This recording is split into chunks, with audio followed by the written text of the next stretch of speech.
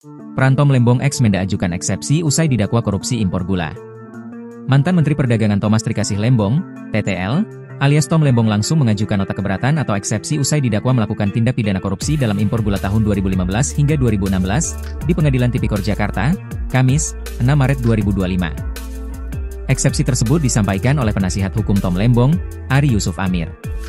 Salah satu pilarnya adalah peradilan bersih dan akuntabel. Tanpa peradilan bersih, hukum ibarat ditulis di atas air.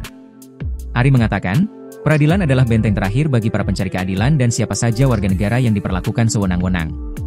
Ari menuturkan, semua mengenal Tom sebagai orang yang baik dan profesional, serta telah berkontribusi nyata untuk negara. Tom Lembong dipaksa untuk bertanggung jawab atas perbuatan melawan hukum yang dilakukan oleh orang lain. Menurut Ari, ini menunjukkan jaksa penuntut umum telah error in persona.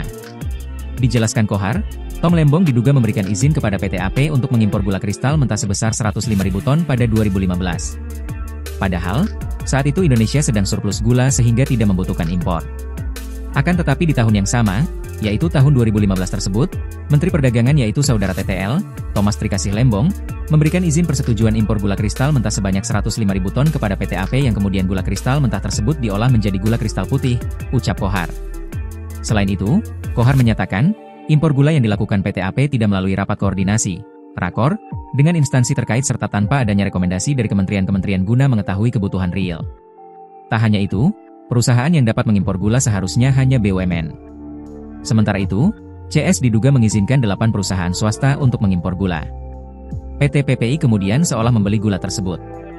Padahal, 8 perusahaan itu telah menjual gula ke pasaran dengan harga lebih mahal, diduga menerima fee dari 8 perusahaan itu.